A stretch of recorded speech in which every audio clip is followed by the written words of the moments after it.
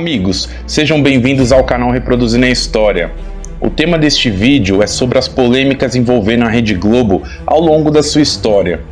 O pequeno jornal carioca se tornaria o maior grupo de comunicação do Brasil e um dos maiores do mundo. Lembrando que o intuito deste vídeo não é difamar, e sim mostrar algumas polêmicas envolvendo o maior grupo de mídia do Brasil. Mas antes disso, eu tenho um recado muito rápido. Se você não é inscrito em nosso canal, se inscreva já.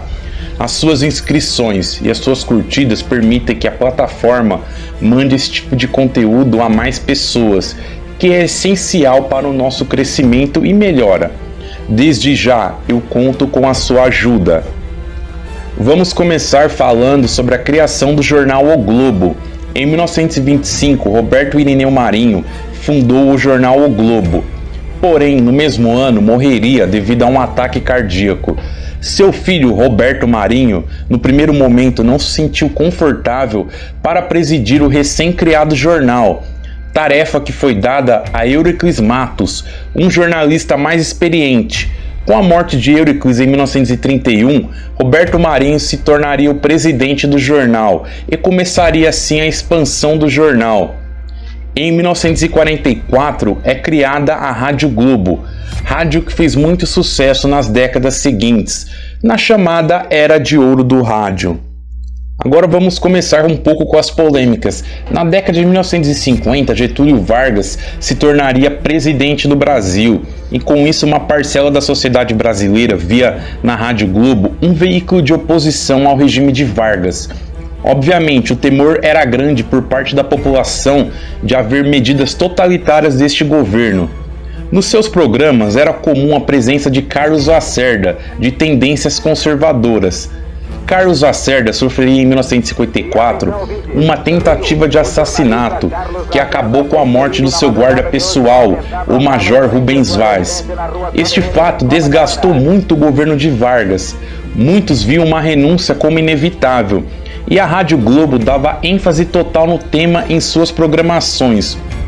Quando Getúlio Vargas se suicidou em 24 de agosto de 1954, gerou uma comoção popular. A sua nota, então, geraria uma comoção ainda maior com a divulgação. De acordo com as palavras de Vargas, ele deixaria a vida para entrar para a história. A Rádio Globo sofreu acusações de ser inimiga e não respeitar o luto por Vargas, e também sofreu uma tentativa de invasão da sua sede por radicais pró-Vargas. Em 1950, a televisão chegaria ao Brasil. Em 1951, a Globo pediu a concessão para operar ao então presidente Eurico Gaspar Dutra. Mas quando Vargas subiu ao poder, o pedido obviamente foi negado por questões óbvias e diferenças entre os desafetos Globo e o presidente Vargas. Somente em 1957, no governo de Juscelino Kubitschek, que foi dada a concessão à Rede Globo, que passou a ser o Canal 4 no Rio de Janeiro.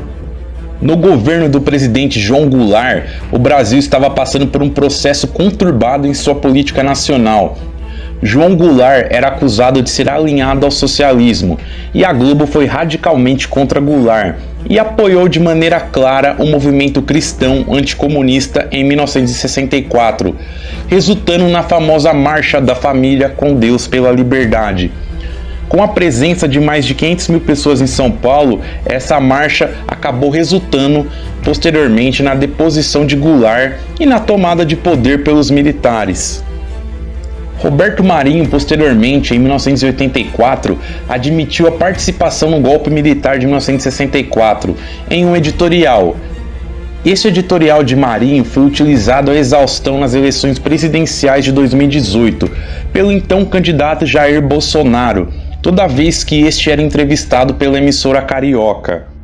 A Rede Globo era muito bem vista pelos militares, isso sem contar que durante o período que estiveram no poder, a Rede Globo recebeu altas verbas públicas, ganhando autorização para adquirir novas emissoras e afiliadas e criando assim o tão criticado monopólio que durou por muito tempo. A Rede Globo também sofreu muitas críticas por sua cobertura no movimento das diretas já, em 1984, por relativizar e maquiar o que realmente estava acontecendo. Depois da redemocratização nas eleições de 1989, sofreu também críticas por supostamente ter editado um debate entre os então candidatos Luiz Inácio Lula da Silva e Fernando Collor de Mello, no qual supostamente favoreceram na edição o candidato Collor em detrimento ao petista Lula. Sim, o debate não foi ao vivo, foi gravado, por isso gerou toda essa polêmica.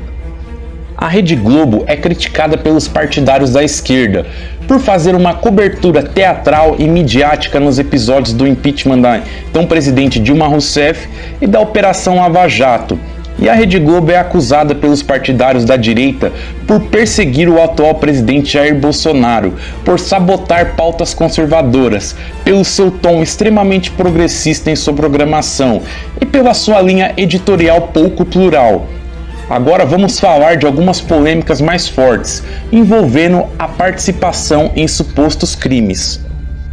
Segundo o documentário da BBC de 1993, chamado Muito Além do Cidadão Kane, em alusão ao famoso filme de Hollywood Cidadão Kane, mostra a relação da Globo, como eu citei, com a ditadura militar, e cita acordos entre Roberto Marinho, Tancredo Neves, que aliás era amigo pessoal de Marinho, e o ex-senador e governador da Bahia, Antônio Carlos Magalhães, numa clara negociata e troca de favores entre a emissora carioca e os políticos, envolvendo afiliadas da TV Globo, entre outros negócios. Este documentário você pode achar facilmente na internet, pois a sua exibição em televisão é proibida no Brasil desde 1993. Diversas outras emissoras tentaram passar o documentário, mas tiveram seus pedidos indeferidos pela justiça.